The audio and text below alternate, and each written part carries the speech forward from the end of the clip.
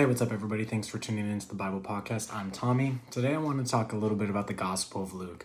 So, who was the author? Luke was a physician and missionary companion of the Apostle Paul, formerly known as Saul, and as the author of this Gospel. He was likely a Gentile, making him the only non-Jewish writer of the New Testament, and he's also the author of the Book of Acts. So, who's the audience?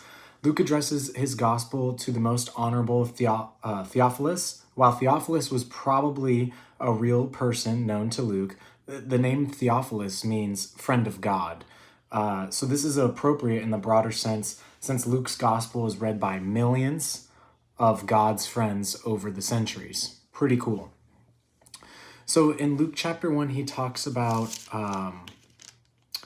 the birth of John the Baptist, and also Mary becoming pregnant with Jesus. And then Luke chapter 2, he talks about the birth of Jesus. So what's really cool about the parallels of the birth of John the Baptist, cousin of Jesus, is that both their births were extraordinary in the sense that John's parents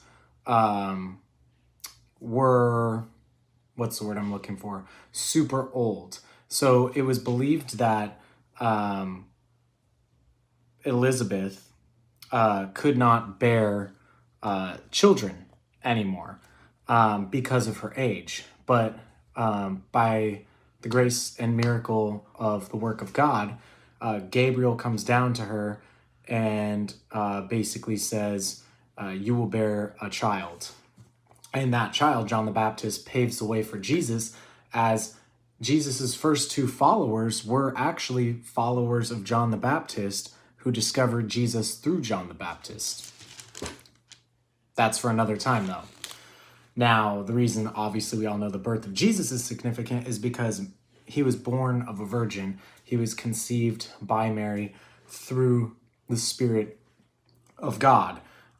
So, two unlikely births, but both these unlikely births that happen pave the way for Christianity as we know it today, and belief in Jesus and the fulfillment of the prophecies and the fulfillment of our saving grace, that we can make it into heaven.